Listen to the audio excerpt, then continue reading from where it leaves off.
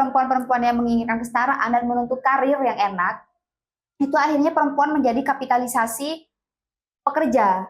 Akhirnya ketika perempuan menuntut kesetaraan diberikan kerja di kantor, perempuan tidak akan betah di rumah. Siapapun kalian ataupun background mahasiswa yang ingin maju menjadi pemerintah, menjadi pejabat, politisi, harusnya kalian melatih diri dulu menjadi orang miskin. Jadi kalau kalian ini sudah menjadi orang miskin dalam setahun 2 tahun, hidup dengan orang-orang pinggiran dalam setahun 2 tahun, tidak cuma seminggu atau sehari sebagai pencitraan ecek-ecek doang ya Pak ya, tapi harus hidup. Kalian saya rasa akan mampu menerima dan merespon bagaimana ketika tidak ada adilan dalam gedung yang kalian pimpin itu. Kalau baru ada kepentingan, baru mereka melakukan tindakan. Kalau tidak ada kepentingan, tidak ada tindakan, seperti itu kan. Jadi kita di Indonesia sebenarnya tidak kekurangan orang pintar. Nah, masalahnya terletak di mana akademisi-akademisi kita itu tahu soal kehidupan kampung. Tidak ada orang yang kaya itu kritis. Jadi orang kritis itu lahir dari orang rakyat yang menderita.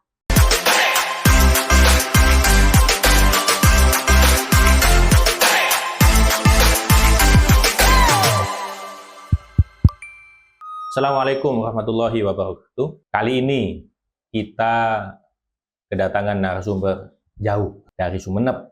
Dari Sumeneb ada yang merekomendasikan beliau untuk kami undang untuk kita diskusi tentang banyak hal.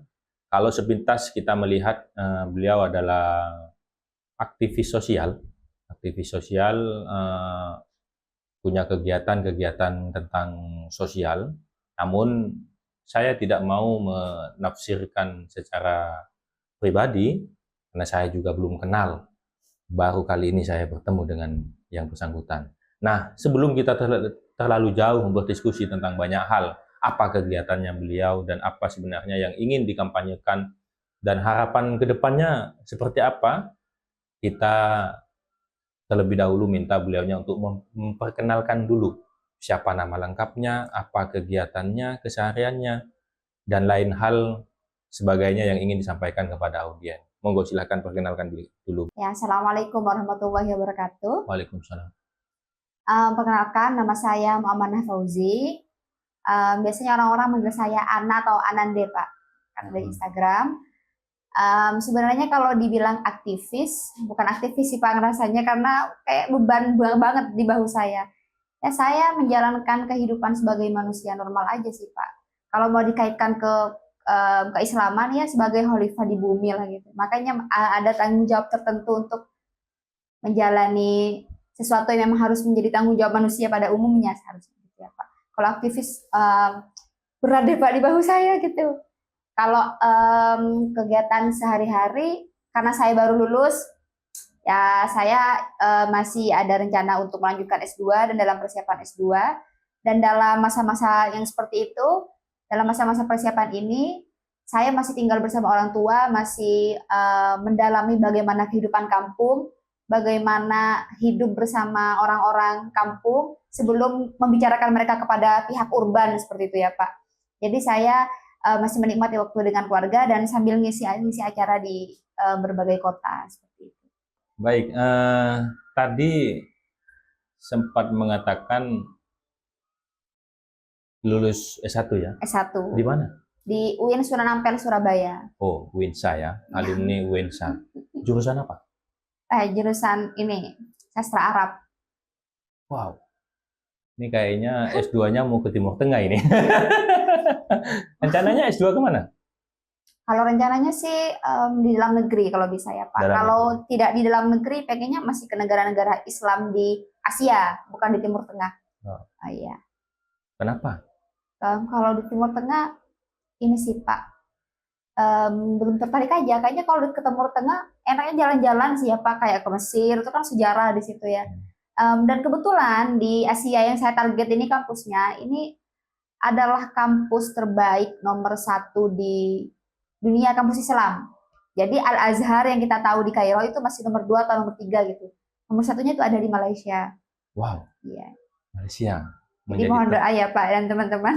Amin. Mudah-mudahan segala sesuatunya dimudahkan. Amin. Dan hingga menjadi mahasiswa magister di kampus terbaik dunia di Malaysia.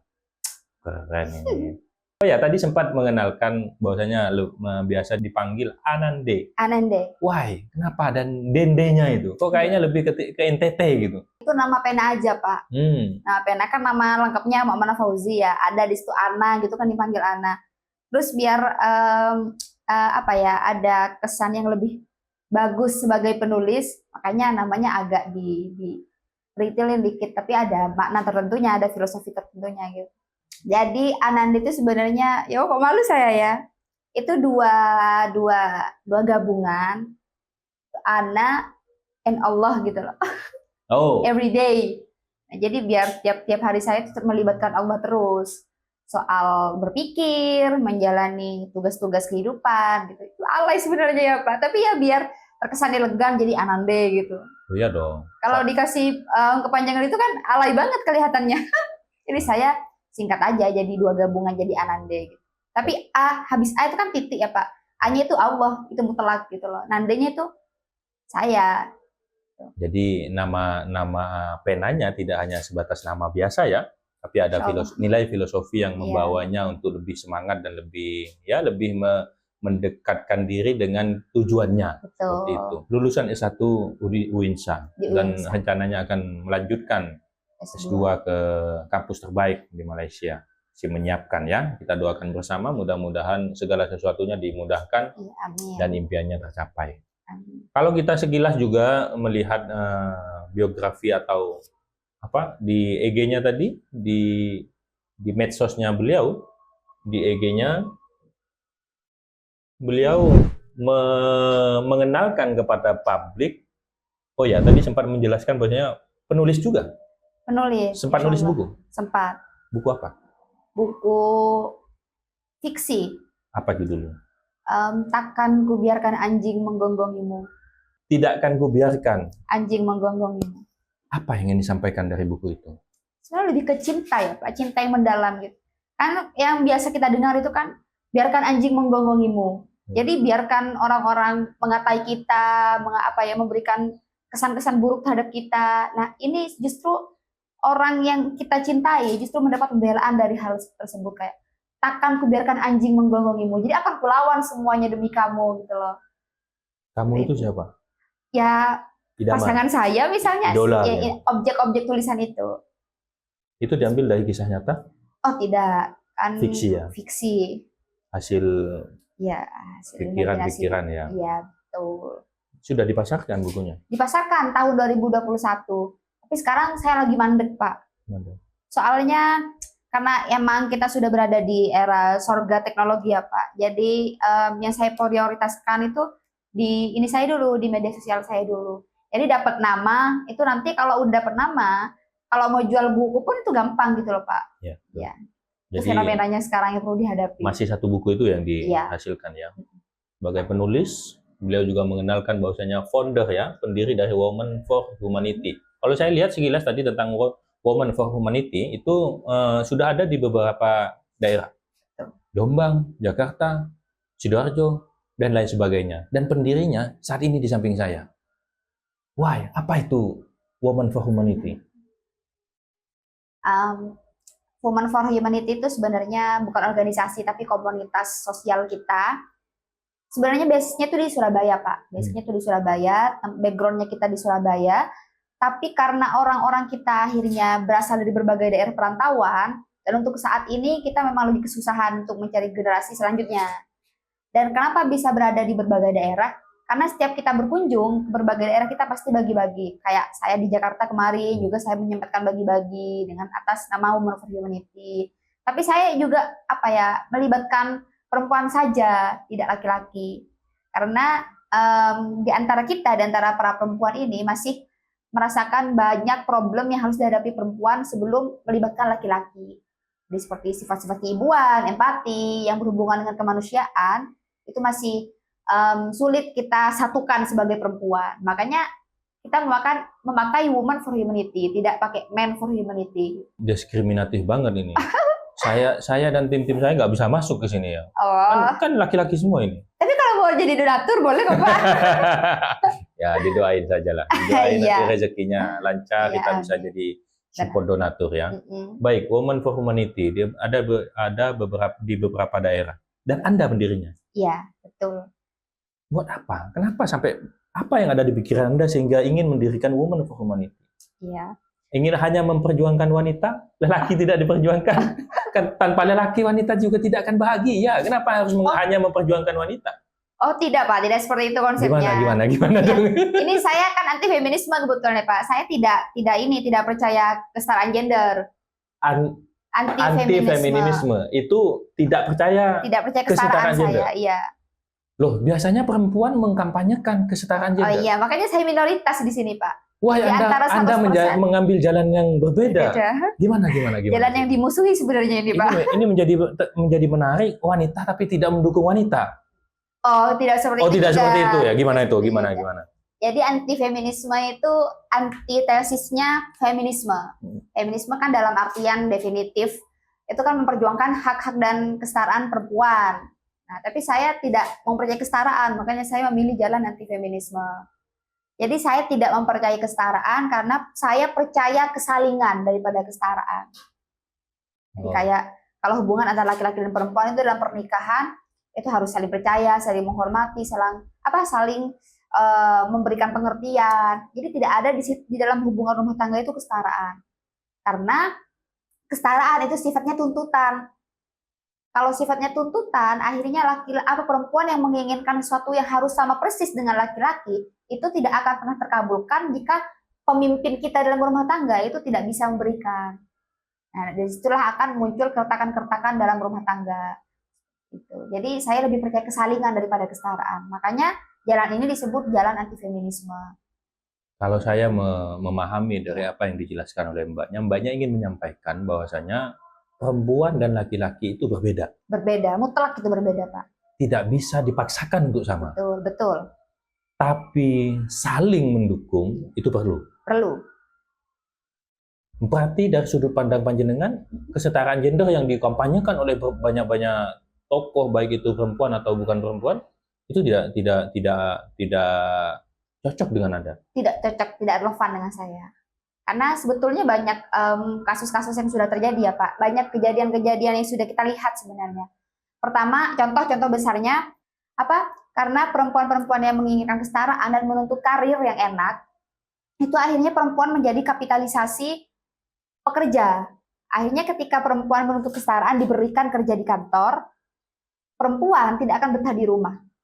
Padahal perempuan yang menjadi tiangnya bangsa kan, kalau mau anak-anak bagus, anak-anak cerdas, ya harus diurus sama kita-kita ini yang perempuan. Tapi kalau misalnya perempuan sudah terjebak dalam kapitalisasi kerja kantor ini, akhirnya mau tidak mau perempuan ketika pulang akan kelelahan, kecapean, suami tidak terurus, anak tidak terurus secara intelektual dan emosional dari ibu yang paling menjadi peran penting dalam madrasah pertama seperti itu. Jadi kita sudah melihat kebanyakan perempuan-perempuan kita itu menjadi korban dari kapitalisasi ini, padahal mereka yang memperjuangkan feminisme ini mengaku sosialis, Pak. Jadi mereka ini bingung antara kanan dan kiri, akhirnya kan mengaku sosialis tapi menjadi alat kapitalisme gitu. Tapi ada benernya gitu ya. Jadi kalau saya berpikir ya wanita ya tetap wanita. Gitu. Ya betul. Ya lelaki ya lelaki gitu ya. Nggak bisa menuntut sama gitu. Karena memang diciptakan dengan berbeda. Berbeda betul. Tapi kalau untuk saling mendukung, saling mengerti, saling memahami ya memang harus.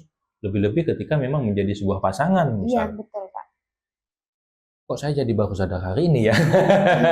Soalnya ini seru sebenarnya Pak. Kalau sampean sadar di Indonesia itu rata-rata memang negara yang paling meminati feminisme. Jadi saya ini termasuk salah satu yang sedikit, kalau dari 100% mungkin 1%-nya 3 orang yang saya tahu itu anti feminisme, dan dia memilih sebagai nasionalis pertama ada di Malang. Terus yang nomor 2-nya itu menjadi memilih sebagai Muslim. Jadi saya sebagai tradisionalis kan saya kan dari Sumeneb, maksudnya banyak tradisional yang harus saya suarakan juga selain agama. Hanya 3 orang. Yang saya tahu. Yang panjenengan tahu. Ya, hanya 3 orang. Se-Indonesia. Iya. Wow, hanya 3 orang perempuan. Yang vokal maksudnya Pak. Yang beliau ketahui hari ini, yang beliau kenal, yang vokal mengkampanyekan anti feminisme, yang tidak setuju dengan kesetaraan gender. Iya. Bagi beliau bukan untuk menuntut kesetaraan, tapi untuk saling untuk mendukung, saling memahami, saling menghargai, saling semuanya. Iya, betul. Berarti panjenengan tidak setuju kalau perempuan jadi gubernur? Setuju saja, tapi alangkah baiknya tidak menjadi. Ya kan ngambang jadinya. Kalau saya tanya, Wis, setuju apa tidak? Setuju saja. Ya? Iya. Karena begini Pak, di anti feminisme itu kan kita memiliki kuasa yang sama. Jadi sampean sebagai laki-laki sampean punya kuasa, saya sebagai perempuan punya kuasa. Makanya kalau melihat Megawati misalnya ya sebagai pemimpin perempuan nyenggol-nyenggol ini ya. Siap. Memimpin apa? Memimpin PDI misalnya partai. Beliau itu sering diibukan oleh orang-orang yang menjadi bagian dari parpolnya. Nah, di situ letak kuasanya perempuan sebagai ibu. Nah, letaknya laki-laki sebagai pemimpin dari semua kekuasaan yang ada. Seperti itu. Jadi nggak apa-apa kalau misalnya memang tapi kalau menurut saya Pak, misalnya kalau belum menikah atau udah cerai itu baru nggak apa-apa jadi pemimpin menurut saya perempuan, karena selama masih tidak ada tanggungan di belakang itu sah-sah saja. Tapi selama ada tanggungan anak, suami, menurut saya itu alangkah lebih baiknya ya perempuan fokus memperbaiki generasi dari dalam rumah. Beliau setuju saja gitu ya, setuju ada saja. Perempuan menjadi pemimpin itu setuju saja. Tapi jika memang bisa memilih untuk tidak menjadi nomor satu karena tanggung jawab untuk melayani suami dan mendidik anaknya juga lebih penting gitu ya, itu lebih baik, akan menjadi pilihan yang lebih baik. Sebenarnya bukan nomor satu sih ya Pak. Gitu. Karena kalau dinomorkan seperti itu pasti akan menimbulkan kayak nggak mau untuk dinomorkan istilahnya seperti itu. Tapi emang di kita tuh punya kuasa yang berbeda, dan itu laki-laki dengan perempuan diciptakan berbeda, maka kuasanya juga berbeda dan itu tidak bisa dibandingkan. Ya, baik. Itu. Intinya ya. ini akan panjang kalau dibahas ya. Intinya memang beliau mengkampanyekan anti feminisme. Dia tidak sepakat dengan kesetaraan gender yang menuntut perempuan harus sama dengan laki-laki, dan beliau hanya ingin atau mengkampanyekan bagaimana antara laki-laki dan perempuan itu punya kodrat yang berbeda. Yang baik adalah saling mendukung, saling memahami, dan lain sebagainya. Dari awal tadi, mulai dari judul buku yang ditulis, itu sudah membawa kata-kata anjing. Ini juga ada pribumi, bukan anjing, yang dikenalkan di medsosnya. Iya. Wah, ada apa? Ada trauma apa ke anjing gitu ya? Atau ada kisah yang memang yang butuh disampaikan ke publik atau seperti apa? Sebenarnya pribumi bukan anjing itu mengutip dari penjajah kita dulu. Penjajah. Jadi penjajah kita tuh Pak, kalau misalnya di pintu-pintu itu biasanya mereka menuliskan pribumi atau anjing dilarang masuk. Nah, jadi pribumi itu sama dengan anjing. Nah, begitu. Makanya di sini tuh saya memberikan perlawanan baru bahwa pribumi bukan anjing. Jadi kenapa harus ada seperti itu? Karena sebenarnya itu membentuk mental inlander atau mental budak kita. Jadi kita akan selamanya merasa sebagai budak. Padahal kita sudah merdeka, jadi tidak perlu merasa tertindas terus seperti itu. Pak, itu ada hubungannya dengan anti feminisme sebenarnya. Jadi makanya di situ muncullah pribumi bukan anjing, karena kita tidak dijajah lagi, dalam artian dijajah dijajah dari pakai senjata ya, meskipun kita tetap dijajah kapitalisme dan lain-lain seperti itu. Ya, beliau ingin menyampaikan dari kalimat ini pribumi bukan anjing. Jadi kita ini merdeka sudah hari ini gitu ya, secara de facto-nya kita sudah merdeka, cuman memang membangun mental merdeka itu ya butuh gerakan. Ini yang ingin disuarakan oleh beliaunya, bahwasanya ayo sadar bahwasanya kita sudah merdeka dan kita harus berupaya betul-betul menjaga dan menikmati kemerdekaan ini. Jangan sampai merdeka hanya di atas kertas saja. Betul. Tapi pelaksanaannya kita masih dijajah sana sini, walaupun cara penjajahannya memang mungkin berbeda gitu ya. Baik, kita kembali ke tadi. Ya. Woman for Humanity. Sudah ada di beberapa kota? Bukan di beberapa kota Pak, tapi tindakan kita. Tapi kalau basicnya di kota Surabaya, jadi Satu pusatnya, saja. iya, Cuma kegiatannya kemana-mana. mana-mana. Oke. Itu kegiatannya kalau saya lihat kan bagi-bagi gitu ya. Bagi-bagi makanan. Iya. Dari mana itu anggarannya? Dari donatur. Ada punya donatur? Donatur kita. Sudah banyak donaturnya? Tidak banyak, tapi mereka konsisten. Oh. Kenapa mau jadi donatur ke panjenengan? Karena mungkin empati ya Pak. Empati kemanusiaan juga ngerasa, karena kita di Indonesia memang bukan lebih banyak orang kayanya, tapi lebih banyak orang pinggirannya seperti itu, lebih banyak orang marginalnya, terutama di daerah urban kayak di Surabaya, Jakarta, Bandung. Kalau ngeliat Sumenep itu nggak ada, maksudnya miskin pun tetap bisa makan karena petani kan ya Pak. Tapi kalau di kota, miskinnya mereka itu miskin nggak bisa makan udah. Jadi makanya akhirnya kita orang-orang yang berada di lingkungan urban itu, terutama di Surabaya, bergerak atas nama kemanusiaan. Dan awal-awal memang pakai uang sendiri Pak. Tapi kalau makin kesini karena branding kita, akhirnya banyak yang memilih untuk menjadi donatur. Donaturnya itu tidak berbentuk uang, ada yang berbentuk uang, tapi mereka juga memberikan pakaian bekas kepada kami untuk diberikan kepada orang-orang pinggiran yang kedinginan, tidak punya baju, seperti itu. Saya rada pemerintah sudah banyak memiliki program gitu ya, memiliki program tentang kemiskinan. Betul. Seberapa penting Anda masih harus berpeduli tentang itu? Jangan-jangan hanya pencitraan gitu. Maksud saya. Pencitraan? Ya, jangan-jangan hanya ada kepentingan. Oh. Jangan-jangan hanya pencitraan. Atau aji mumpung saja gitu loh maksud saya. Iya betul. Kan pemerintah nggak kurang-kurang untuk pendidikan ada PIP dan lain-lain, untuk kesejahteraan ada bansos lain-lain. Bahkan untuk sekolah hari ini ada sekolah rakyat, ada sekolah Garuda, ada dan lain-lain yang dicanangkan oleh Presiden. Ada bantuan ini itu, ada tambahan penebalan dan lain-lain. Ada bantuan langsung tunai dan lain-lain yang diinisiasi oleh pemerintah. Sepenting apa? Seurgen apa panjenengan harus masih ikut peduli? Apakah ini tidak terbalik ya Pak?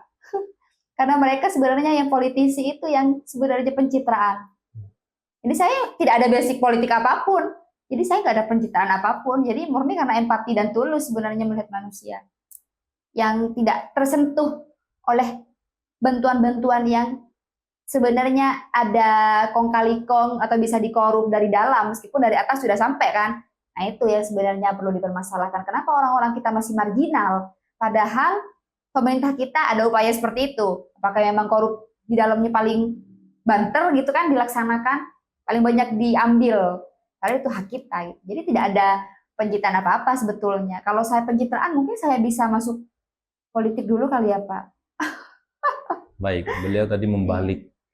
Bukankah mereka yang pencitraan gitu ya, para politikus atau pejabat gitu ya, dengan program-program tersebut, karena beliau ingin mengatakan mungkin nanti bisa dibenarkan atau tidak oleh beliaunya karena beliau masih ada di samping saya. Atau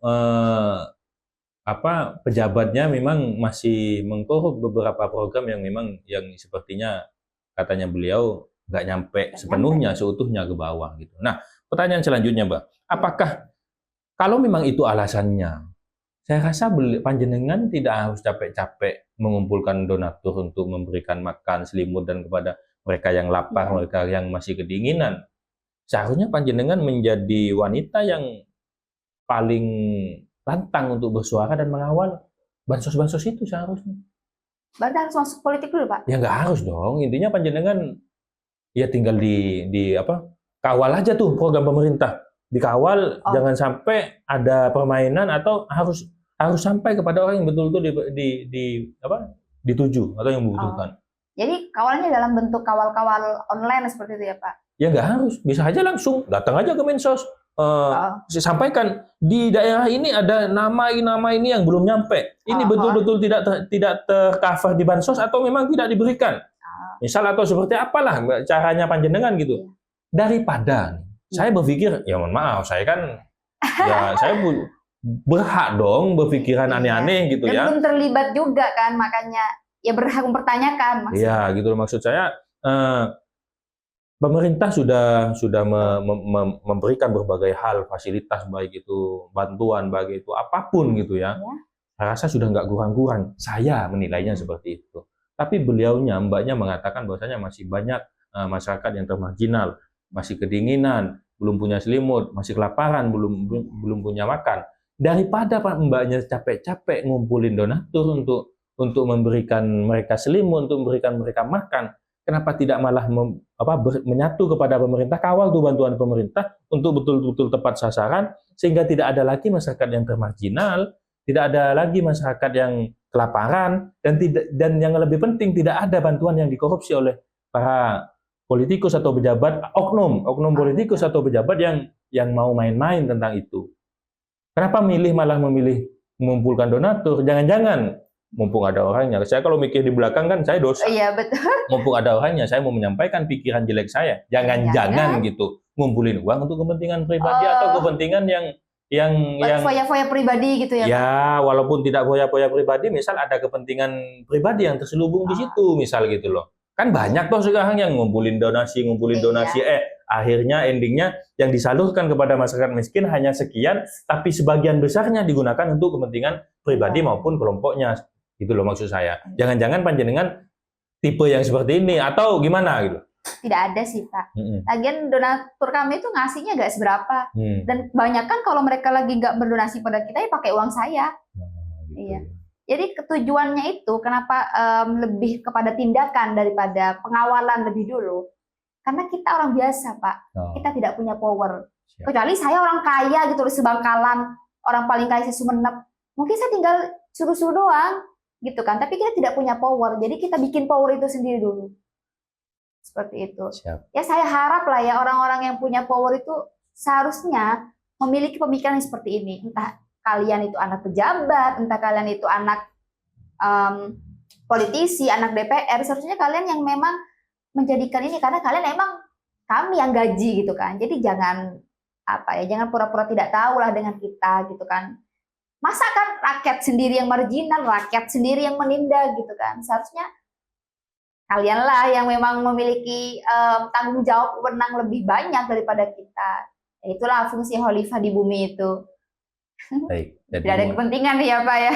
Mulai hari ini para oknum pejabat, para oknum politikus yang masih bermain-main dengan dana bansos, yang masih bermain-main dengan kebijakan, yang masih perilakunya koruptif, misal malulah kepada Mbak Anande. Karena beliau masyarakat kecil yang tidak punya power besar itu ya, tapi sudah mulai bergerak dengan dirinya sendiri dan ada dukungan dari beberapa donatur untuk langsung menyentuh objek langsung ya, kalau ada masyarakat yang kelaparan, masyarakat yang kedinginan misal. Betul. Langsung diberikan gitu ya, walaupun mungkin nilainya nggak besar, mungkin ya Mbak Anande sendiri kok tidak punya APBD kan gitu ya, nggak ada backingan pemerintah, saya nggak ada ya, tidak punya anggaran khusus gitu ya, mungkin ya uang-uang yang saku pribadinya hasil kerja dan lain-lain yang hanya sebagai bentuk kepedulian biar tidak ngomong saja kan begitu ya, kampanyenya biar tidak hanya bersifat kampanye suara saja, tapi juga ada tindakan yang dilakukan, ya akhirnya melakukan gerakan-gerakan tersebut. Sudah berapa lama melakukan itu? 2 tahunan sih Pak. Sudah 2 tahun ya. Berarti masih mahasiswa? Iya, masih mahasiswa.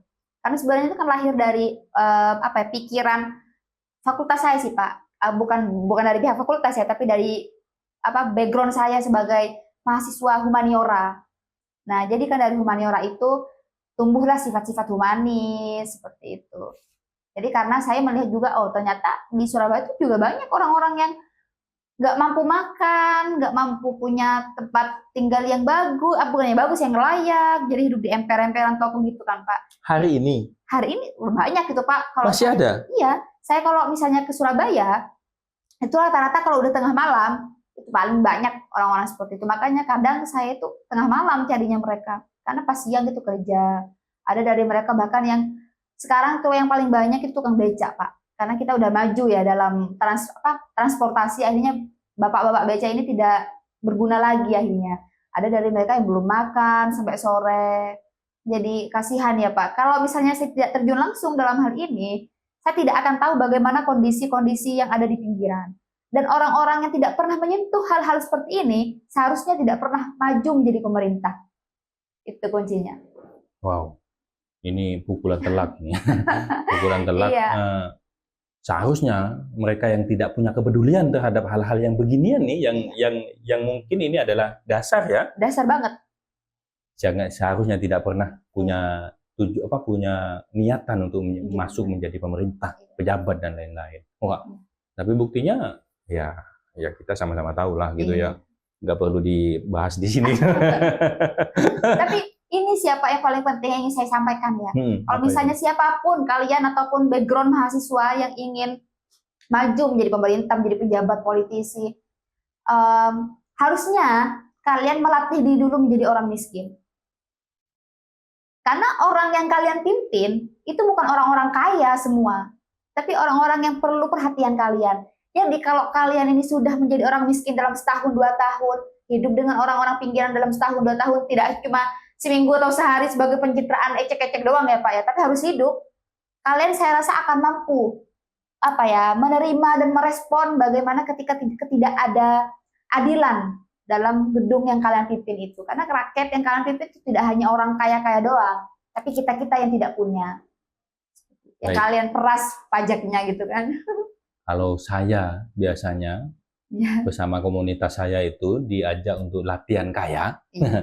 Ini ada ajakan dari Mbak Anande untuk mereka, untuk siapapun yang ingin terjun kepada dunia politik, seharusnya Anda belajar miskin dulu katanya. Betul. Agar tahu rasanya empati, agar tahu seperti apa kehidupan sesungguhnya warga tidak mampu, agar bisa punya empati yang besar ketika nantinya bisa ditakdirkan menjadi pejabat atau politikus. Betul.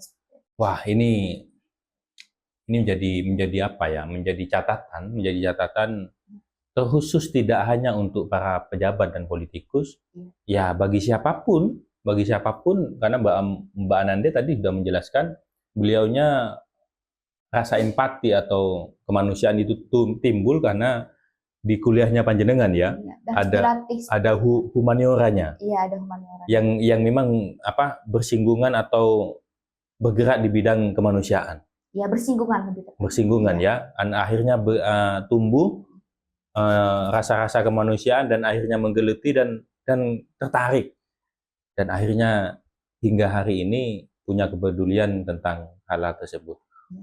Mbak, kalau saya ingin mengejar lagi nih, kan berbuat baik tidak hanya itu. Betul. Kenapa memilih itu? Sebenarnya sebagai tamparan sosial aja ya Pak ya.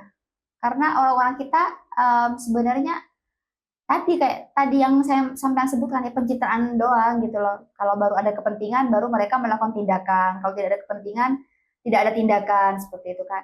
Nah, yang ingin saya sampaikan juga, kenapa hal-hal seperti itu juga perlu diangkat ke atas, karena isu itu yang memang selalu terpendam. Jadi kayak orang-orang kita dihukum berapa tahun karena curi pisang, koruptor kita diberikan jaminan-jaminan khusus karena bahkan bisa dilepaskan seperti itu kan. Itu adalah kesenjangan kita antara masyarakat bawah, masyarakat akar rumput dengan masyarakat urban. Saya juga ini ya Pak, saya sebagai mahasiswa saya tahu sendiri bagaimana lingkup pendidikan. Jadi kita di Indonesia sebenarnya tidak kekurangan orang pintar, tidak kekurangan orang cerdas. Orang-orang kita kuliah ke luar negeri, ke Eropa, tapi pulang-pulangnya dia jadi pemerintah. Dan ketika menjadi pemerintah, yang dia suarakan tidak memihak rakyat kecil. Nah, jadi sebenarnya masalahnya itu apa gitu kan? Nah, masalahnya terletak di mana akademisi-akademisi kita itu tahu soal kehidupan kampung. Jadi mereka di gedung-gedung membicarakan pertanian misalnya, padahal mereka belum pernah hidup sebagai petani atau belum pernah nyemplung ke lumpur. Tapi yang mereka persoalkan pertanian misalnya ya Pak. Itu kan di mana logikanya kan? Mereka pun melakukan penelitiannya cuma sebulan, seminggu. Harusnya kalau mereka memang ingin tahu tentang kehidupan pertanian, mereka hidup selama musim berganti kepada musim lainnya. Baru mereka boleh membicarakan pertanian. Itu yang sangat saya sebalkan kepada pihak-pihak akademisi urban yang sok tahu tentang kehidupan masyarakat adat, sok tahu tentang kehidupan masyarakat kampung. Tiba-tiba ketika mereka jadi pemerintah, mereka sok tahu lagi ngomong soal kita gitu kan. Itu yang sebenarnya ingin saya angkat. Isu sosial seperti ini yang harus orang-orang pemimpin kita itu perlu pedulikan. Seperti itu.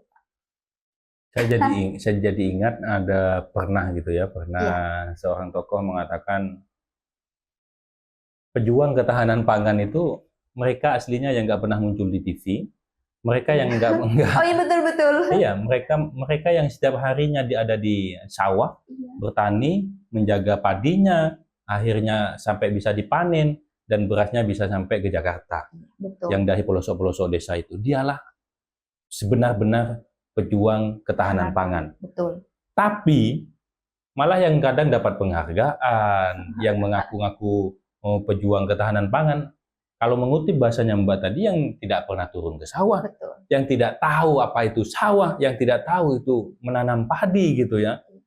Ya begitulah memang. Kenyataan ya Pak, yang Realita, jarang disadari itu sebenarnya. Realita yang sering kita ketemui memang begitu gitu ya. Tidak hanya di ketahanan pangan, misal pejuang nelayan mengaku saya menyuarakan nelayan, tapi tidak pernah menjadi nelayan misal. Ya akan sangat hambar juga gitu loh. Karena yang betul-betul pejuang nelayan, ya mereka fokus jadi nelayan, nggak pernah tampil di TV, nggak pernah tampil di gedung DPRD.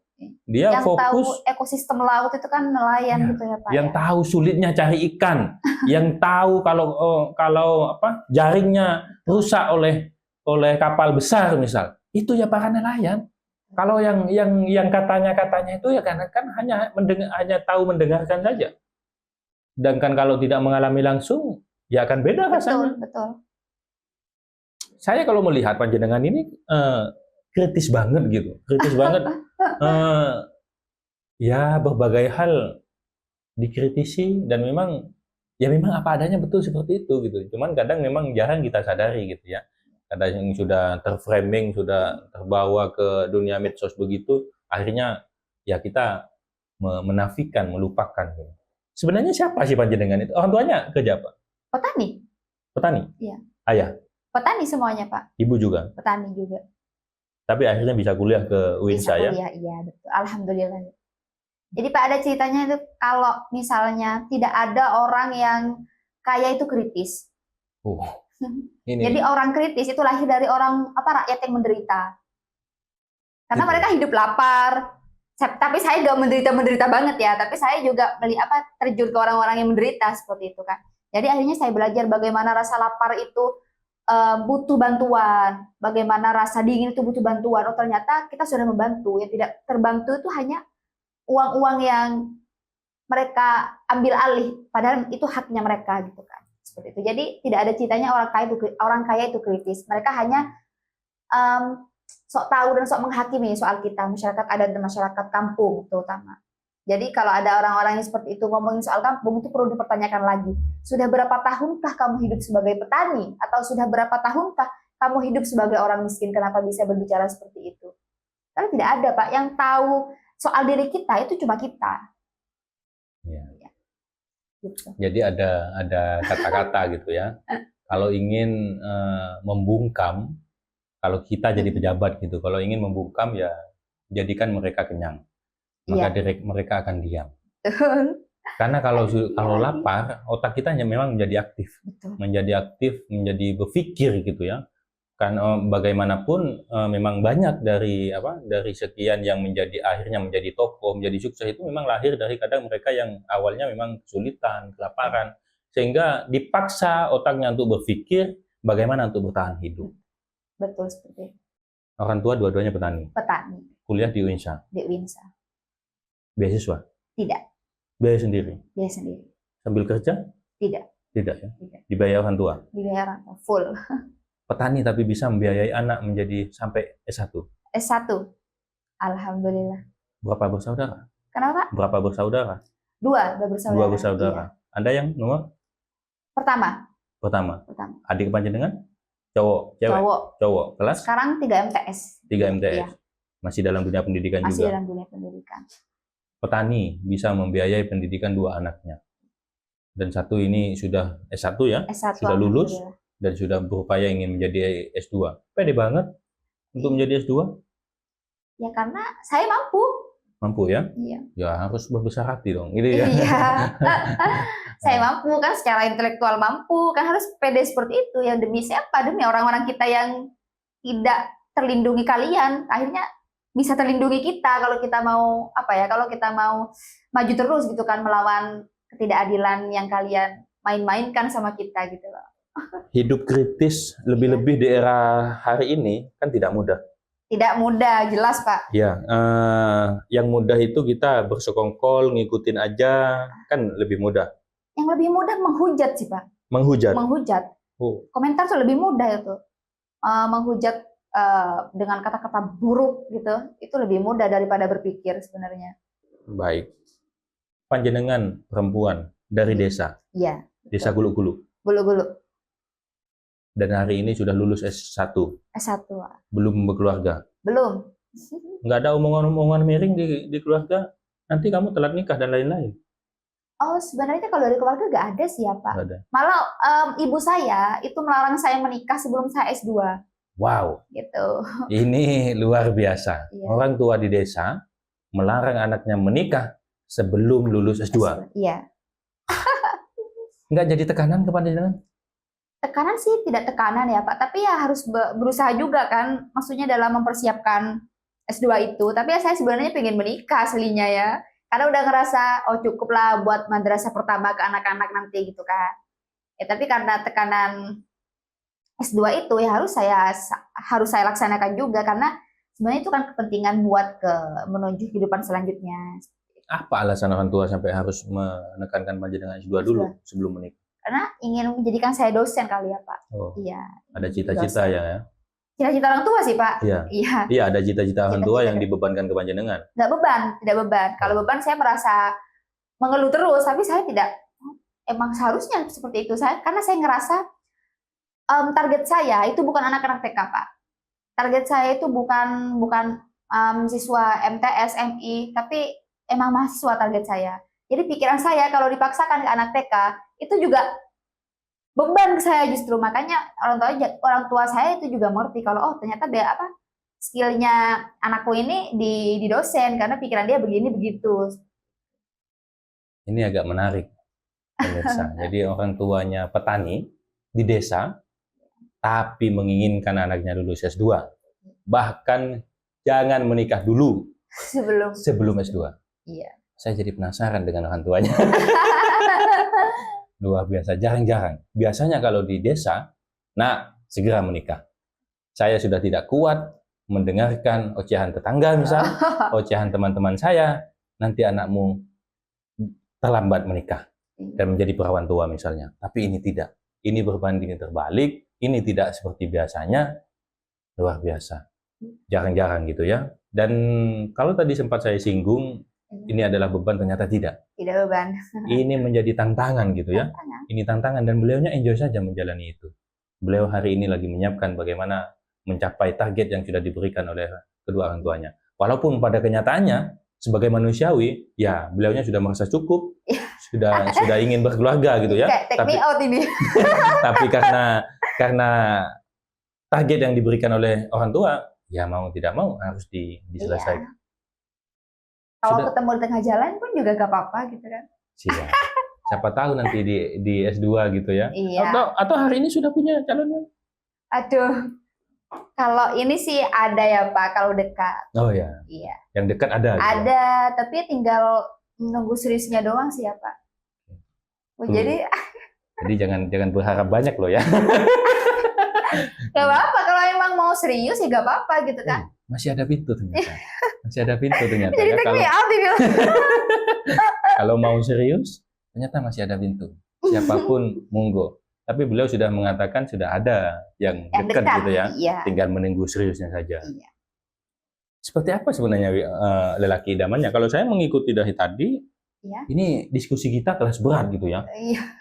Tidak semua lelaki sanggup menatapnya gitu ya. Memiliki wanita dengan pandangan kritis yang luar biasa. Aduh. Memiliki wanita dengan pandangan yang tidak pada umumnya. Tidak semua lelaki mampu berhadapan seperti itu. Saya penasaran, lelaki idamannya seperti apa sih? Lelaki idaman itu yang agamanya sih Pak, agamanya baik. Nggak cuma bisa berdalil doang ya Pak, tapi emang paham betulan gitu ya. Itu sih. Kalau saya pribadi sih nggak harus kaya ya, tapi dia emang sanggup dan mampu gitu untuk menafkahi saya. Intinya tanggung jawab itu tuh emang harus ada di pemimpin calon pemimpin keluarga kita, karena emang sebagai muslim memang emang udah wajib tanggung jawab, memimpin, menafkahi, itu sebenarnya melindungi. Ya kalau itu kan sudah umum ya, sudah umum. Iya. Adakah kriteria khusus? Kriteria khusus tuh seperti apa? Seperti Ya fisik? misal panjenengan kan sudah ditekankan S2 baru nikah. Oh iya. Harus S2 juga nih lelaki saya. Oh gimana? Oh. Kalau dari orang tua sih iya ya, pengennya beliau tuh mantu dosen gitu kan. Oke. Tapi kalau saya pribadi enggak ya Pak. Yang penting dia emang punya kerjaan aja gitu sih. Dan pikirannya sih apa maksudnya, pikirannya tuh open minded. Maksudnya kalau saya ngomong A, dia juga oh iya gitu. Jadi yang nyambung aja gitu. Tapi tidak harus kritis juga, tapi yang penting nyambung aja gitu. Tidak seberat itu kok, tidak seberat itu maksudnya ya. Gimana yang jelasinnya ya? Ya minimal nyambung lah. Ya, Kan minimal kalau nggak nyambung nggak enak juga gitu ya. Iya, Nanti kalau nggak nyambung akhirnya ya memiliki mindset yang berbeda. betul. Wah istri saya terlalu begini, sedangkan istrinya bilang suami saya terlalu begini, dan akhirnya itu menjadi benih-benih gertakan juga, Betul. tidak saling memahami. Kalau sudah saling nyambung ngomongnya jadi paham, oh itu pendapat istri saya begini ya, itu Oh, iya. lumrah gitu ya, Enak gitu. mendukung Sekufu akhirnya. lah dalam Islam lah Pak artinya. Ya. Alumni pondok pesantren. Pondok pesantren. Atau jangan-jangan Nyai hanya nyamar saja? Tidak, Tidak ya. tidak. Kenapa ya Pak? Kenapa Enggak. hal-hal seperti itu selalu dikaitkan dengan Iya, Nyai? ya khawatir saja. Saya begini, kalau orang biasa biasanya pikirannya enggak, ya umumnya ya, walaupun ada gitu pikirannya tidak akan sejauh itu. Tapi biasanya kalau sudah dari atas-atas sudah ada yang pejabat atau ningrat atau apa gitu, biasanya memang di bawahnya itu ya kan ada pikiran-pikiran yang jangan. Ya saya cuma khawatir aja, jangan-jangan Ning atau Nyai atau apalah. Kan kalau Sumeneb kan memang kerajaan gitu. Iya, Jangan-jangan keluarga keraton. juga keturunan kerajaan. Kan namanya tadi siapa Muammanah Fauzi. Bupati Sumeneb Fauzi. Jangan-jangan anaknya Pak Bupati ini. Tapi emang sering saya digituin Gitu Pak. ya? Jadi kayak kamu anak Pak Fauzi betulan kan? Bukan, tapi emang sering diyakini seperti itu. Tadi di awal mengenalkan saya sudah pikiran, waduh Ada Pak Fauzi gitu. ini Muammanah Fauzi jangan-jangan anaknya Pak Fauzi. Oh gitu. enggak, Fauzinya berbeda. Fauzi Fauzinya petani yang berbeda ini gitu ya. Tapi mengetahui Pak Fauzi ya. Iya, Bupati tapi Sumeneb Pak ya? Fauzi belum tahu saya. Oh iya dong. Kayaknya harus kenal dulu sih Pak Fauzi. Ada harus yang dilirik dari masyarakat sampean gitu. Ih, siap. Sebagai tambahan saja, Iya. apa pendapatmu tentang Pak Fauzi? Bupati Aduh, Sumeneb? sulit ini Iya Pak Rumit. dong. Masa warga Dalam Sumeneb? Dalam pandangan ini yang mau dipesankah atau gimana Pak? Enggak, apapun deh, terserah. Kalau saya ya objektif ya. Ya karena maksud saya karena beliau Iya. panjenengan Betul. warga Sumeneb. Mm. Saya idolanya Idolanya beliau. Pak Fauzi. Iya, Oh. saya mengidolakan beliau. Ya saya juga ingin tahu dong, jangan sampai saya mengidolakan orang yang salah kan begitu. Begitu. Saya juga ingin tahu nih pendapat masyarakatnya seperti apa. Jangan-jangan hanya saya aja yang melihat Pak Fauzi ini oke Sebagai gitu ya. idola gitu, ya, betul. Jangan-jangan masyarakatnya Pak Fauzi itu Pak, gitu, jangan-jangan gitu ya. Tapi mungkin saja kalau sampean bertanya bukan kepada saya. Oh gitu, enggak. Saya Iya. kebetulan bersama panjenengan, saya pengen setiap saya ketemu dengan teman-teman Sumeneb, termasuk yang tadi malam Iya. juga saya tanya juga gitu ya. Nah, kali ini saya ingin tanya ke panjenengan. Oke, Saya tidak oke. ingin tanya dari yang lain. Oke. Kan beliaunya kritis gitu ya. Tentu kan memandangnya dengan Dan sudut kritis pandang juga. kritis juga. Ini penting. Jadi Wes. harus disorot ya Pak Fauzi ya. Gimana? Jadi menurut saya Pak Fauzi ini sebenarnya dalam beberapa tahun ini ya Pak ya, dalam kepemimpinannya beliau, menurut Kan saya sudah periode beliau, kedua ini. iya, menurut saya beliau tuh berhasil membawakan budaya Sumeneb, terutama budaya Madura, itu ke kancah nasional bahkan internasional. Ini sebenarnya jarang disorot. Nah, karena saya hidup di Surabaya ya Pak, di luar Jawa, di luar Surabaya, di luar Madura. Ketika ada perlombaan di Jawa Timur, kayak misalnya lomba budaya di Jawa Timur, nah Pak Fauzi inilah yang mengangkat Uldaul itu ke Surabaya. Karena saya tahu karena teman saya termasuk penabuhnya ini, dan beliau dan teman saya ini minta kayak tumpangan gitu kan. di situ. Karena saya juga ikut membantu bagaimana mereka itu membutuhkan tempat untuk tinggal di Surabaya. Dan menang akhirnya Pak Uldaul ini. Jawa Timur berarti, tingkat Jawa Timur. Di Jawa Timur, dan itu membawa nama Sumeneb itu besar. Karena mereka mengenal bagaimana Uldaul itu tidak hanya sebuah musik, tapi sebagai kultur yang membawakan dekorasi kita, yang membawakan bentuk keagungan sebuah kerajaan di Sumeneb melalui dekorasi, seperti itu kan. Dan ketika di Sumeneb, akhirnya Uldaul ini dilombakan. Besar lagi. Dan ketika menjadi pemenang, akhirnya orang-orang masyarakat itu meliriknya sebagai sesuatu yang kemegahan Madura. Akhirnya ketika ada hafal-hafal itu kan mengundang mereka ya Pak. Jadi dari rakyat kembali ke rakyat oleh rakyat. Jadi seperti itu. Itu udah benar. Jadi budaya ini tidak banyak disorot oleh para hatersnya Pak Fauzi.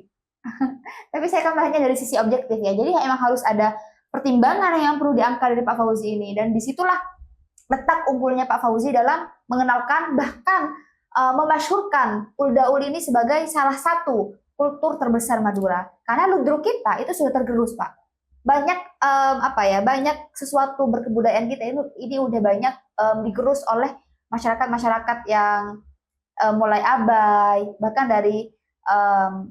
dari para pemimpin agamis kita ini yang juga mengharamkan seperti itu tanpa mau mendiskusikan terlebih dahulu kepada budayawan-budayawan kita, ternyata seperti ini loh, seperti itu.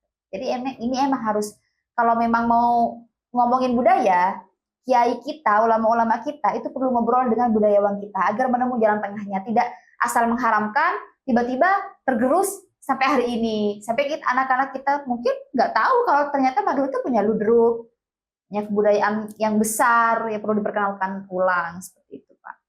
Baik, ini suara langsung masyarakat Sumeneb. Baik, biar adil dong. Iya. Kalau tadi saya bertanya tentang hal positifnya, iya, adakah nilai negatif yang panjenengan lihat, tahu gitu ya, iya, dari sosok seorang Pak Fauzi? Iya. Biar balance, biar tidak baiknya aja yang disampaikan. Betul. Ya, kan gitu namanya objektif ya, Pak, jadi harus sama.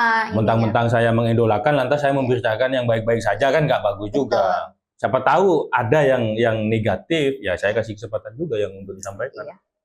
Jadi kalau negatifnya nih, kalau misalnya buat sensor aja juga. Enggak lah, kita kan biar belen aja, biar belen aja. Enggak pesanan, enggak ada pesanan. Saya hari ini baru ketemu. Saya juga ketemu ya langsung di meja podcast ini. Betul. Tidak berbicara apa-apa ya, yang kita bicarakan hari ini ya murni ya kita diskusi. Ya. Tidak ada tendensius apa-apa. Saya juga bukan politikus, saya rasa mbaknya juga bukan politikus. Tapi OTW. Oke. Ada tujuan ke sana? Oh enggak, ya ada sih tapi. Jangan-jangan mau jadi pesaingnya Pak Fauzi ini. Ya nggak apa-apa lah kan, hak setiap insan, setiap pribadi punya hak untuk berpolitik. Jadi kita diskusinya emang sebagai pribumi Madura kan ya Pak, demi masa depan Madura juga kan. Jadi kalau ngomongin sisi yang perlu diperbaiki sama Pak Fauzi itu, beliau ada ketegangan antara masyarakat Sumeneb daratan dengan kepulauan. Ya. Jadi ini juga yang disampaikan kepada saya oleh masyarakat asli kepulauan. Nah sekarang kan lagi marak-maraknya ini ya Pak ya, masyarakat Sumeneb ini terutama dalam pemerintahannya Pak Fauzi ini mau memaksakan penambangan di Kangean. Nah dari sana muncul kapal-kapal yang ingin menguasai si Kangean ini. Nah orang-orang Kangean ini, saya juga ikut menyuarakan Kangean ya. Nah orang-orang Kangean ini menolak untuk daerahnya dilakukan secara pertambangan besar-besaran. Makanya dari mereka tuh suka melaut dalam suka melawan dalam gerilya laut. Orang-orang Kangean ini mereka memang menolak pertambangan, dan akhirnya karena merasa tidak terpenuhi, orang-orang Kangean ini sekarang mengkampanyekan agar mereka ini membentuk pulau sendiri, jadi independen, tidak bergantung kepada Sumeneb.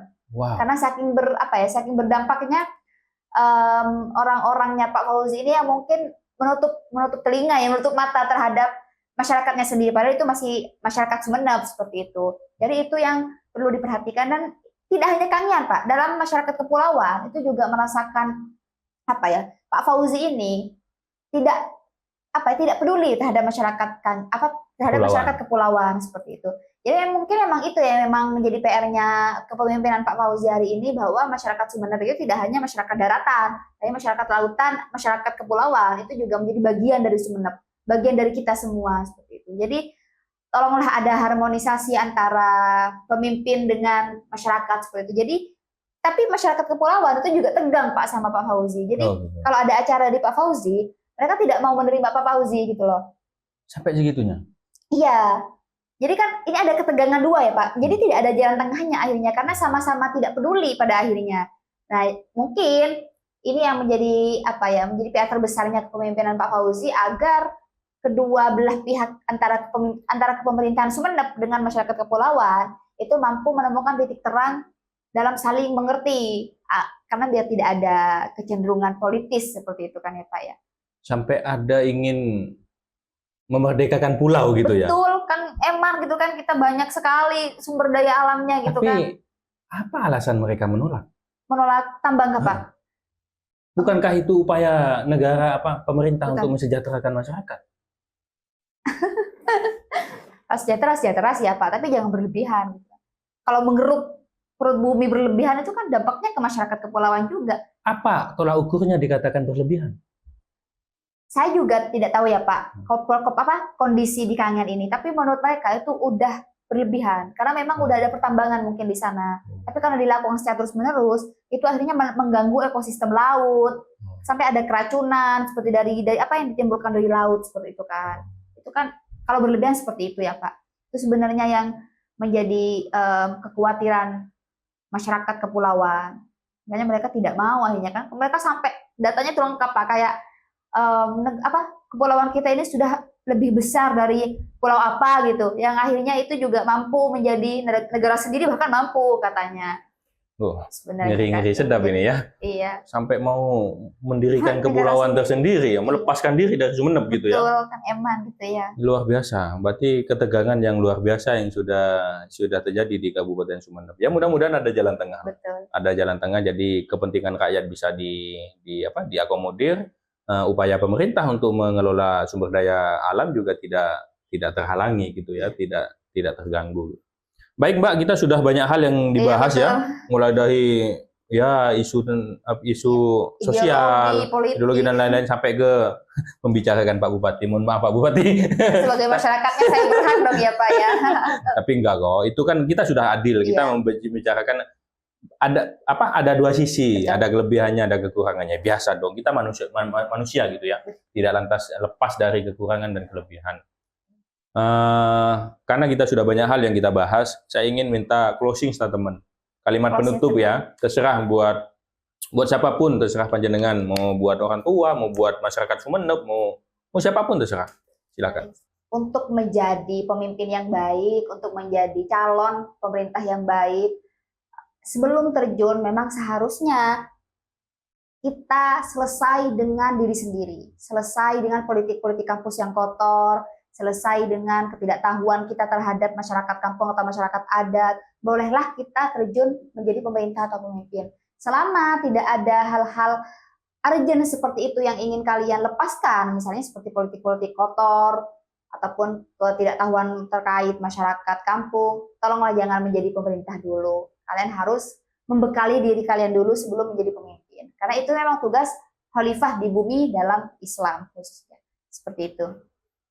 Menjadi seorang pemimpin atau pejabat atau politikus itu tidak hanya semudah membalikkan telapak tangan. Selain membutuhkan ilmu pengetahuan, tapi juga membutuhkan nilai-nilai sosial, empati tentang seperti apa kehidupan masyarakat sebenarnya yang akan kita pimpin. Nah, itu yang mungkin hari ini masih krisis di negara kita. Banyak politikus yang abai, bahkan tidak memahami kondisi real masyarakat yang dipimpinnya.